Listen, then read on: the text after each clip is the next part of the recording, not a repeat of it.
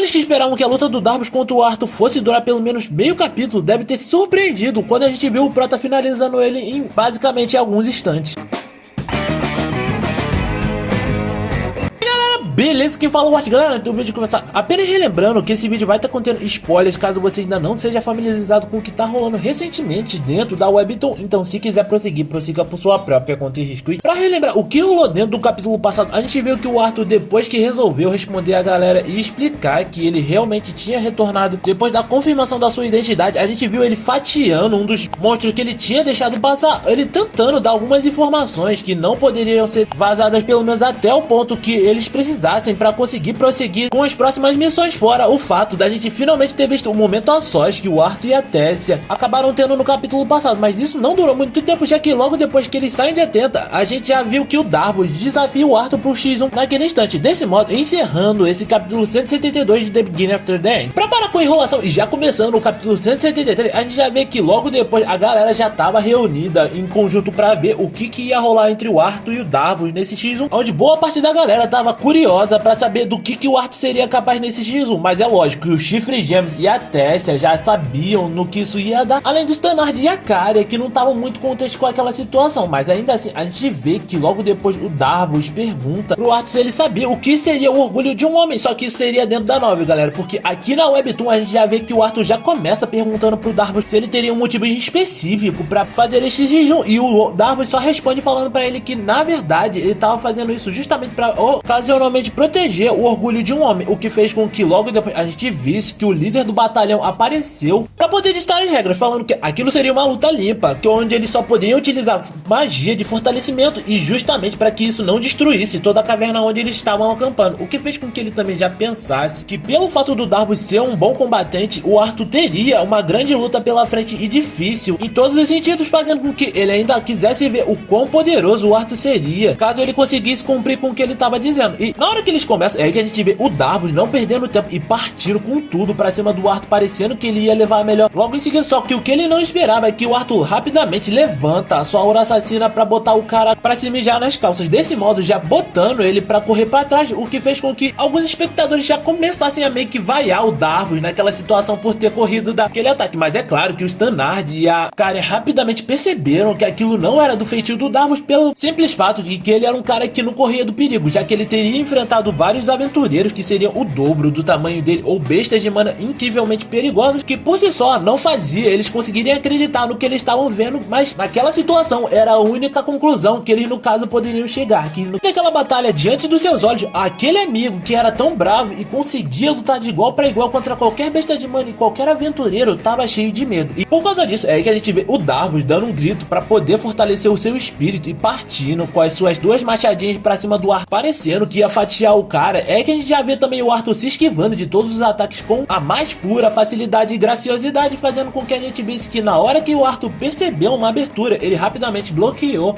e acertou o Darbus em cheio, no meio do estômago, como se não fosse nada demais. E é aí que a gente vê o Darbus percebendo que a reação do Arthur era incrivelmente monstruosa e insana, coisa que nem por um minuto acabou abalando o cara, e fazendo com que ele lançasse um ataque de pedras pra cima do nosso protagonista, onde nem aquilo conseguiu ferir ele de alguma forma, só que foi aí que a gente também viu que aquilo era basicamente um elemento surpresa para que ele tentasse chegar de fininho atacando o Arthur, só que o que ele não esperava é que aquilo pro Arthur já era tão natural que pra ele parecia que ele tava basicamente brincando com uma criança que tava treinando ele, e deixando as coisas de brincadeira de lado, é aí que o Arthur começa a jogar sério, partindo pra cima dele da mesma forma que a gente via o Codrin macetando ele dentro de Efeltos, aonde na hora que ele leva várias bordoadas sem dó nem piedade, o Arthur basicamente termina o serviço e acaba com aquilo numa velocidade assustadora, aonde a gente percebe que o Darbus já estava completamente sem reação, e ao mesmo tempo ele cai no chão como se fosse basicamente um saco de pedras ou uma jaca madura naquele momento, o que por si só nenhum dos espectadores conseguiu entender o que ele estava fazendo naquela situação, mas foi aí que a gente viu que a precária. Percebeu que o que o Arthur tentou fazer ali foi uma ruptura da área onde ficava o fluxo de mana, o que por si só o Stanard já explica, falando que esse tipo de coisa é basicamente quando os canais de mana são basicamente bloqueados, não seriam acertados, mas isso não seria um problema pro Darvos, já que a gente viu que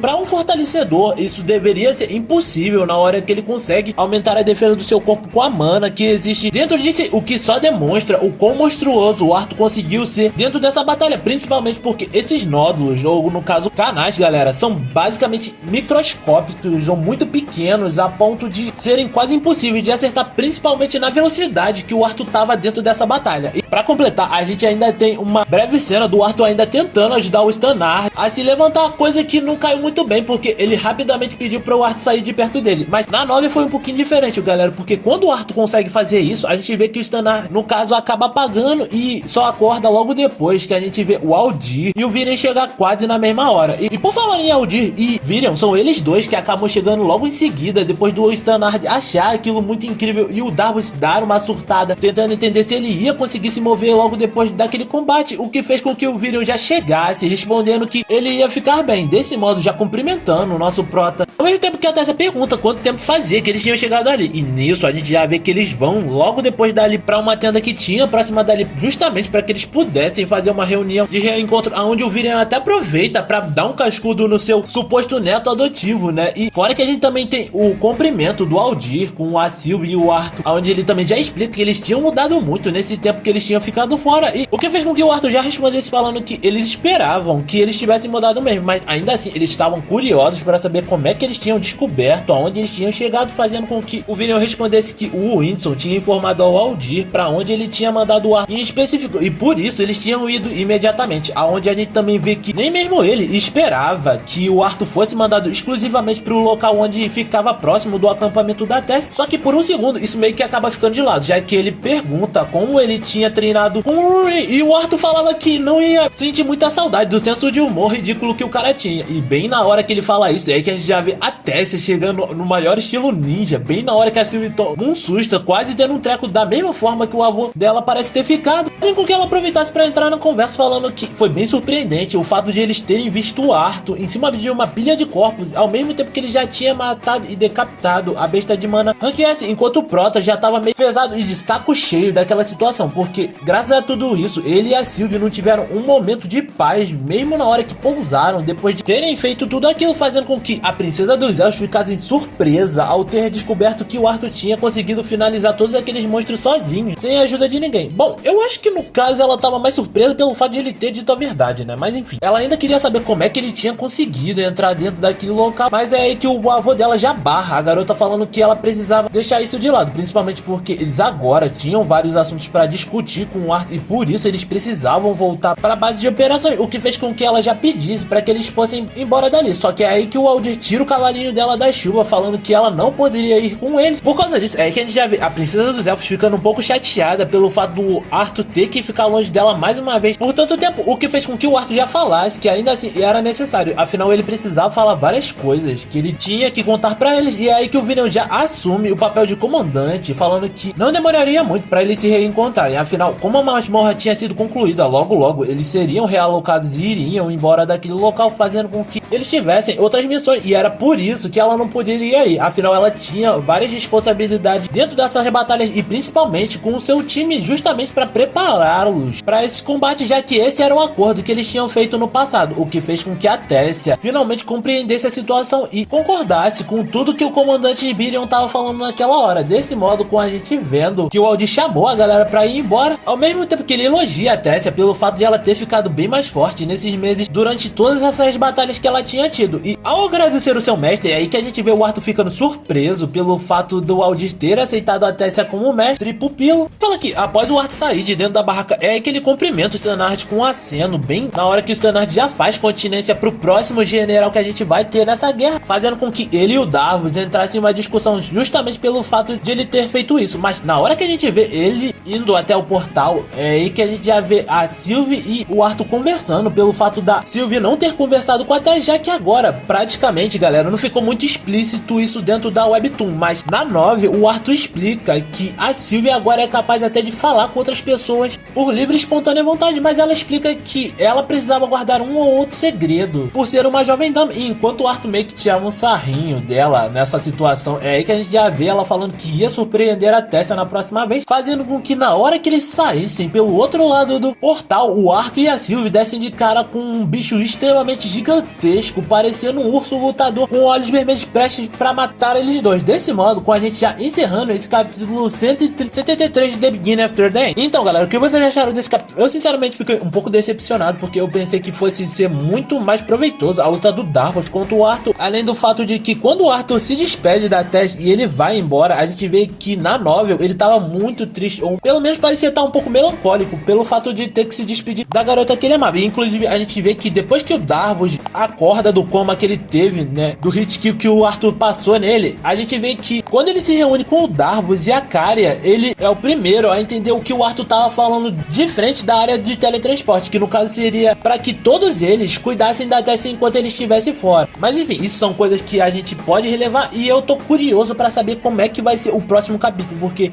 vai ser o reencontro do Arthur com os pais que ele tanto queria, mas ainda assim não vai ser da maneira que ele esperava, porque o pai dele já vai estar aceitando aquela situação de uma forma melhor do que era antes, e a irmã dele sempre aceitou o fato de ele ser um reencarnado, só que a mãe dele ainda tá com uma sensação meio estranha de toda aquela história, e é por isso que vocês não podem perder quando esse vídeo sair aqui no meu canal, porque eu vou falar várias coisas que ainda não aconteceram dentro da nova, e se você quiser ver quando tudo isso acontecer, você tem que estar inscrito no canal, deixar o like, compartilhar pra geral que ainda não conhece a obra ou não dê uma olhadinha, além de não esquecer de ativar o sininho para não perder as notificações. Fora que você fazendo isso, você contribui para que eu traga mais vídeos de debate, e eu acho que é só isso, galera. Não esqueçam de dar uma olhadinha nas playlists aqui embaixo, e por hoje era isso, galera. Valeu, falou, fui!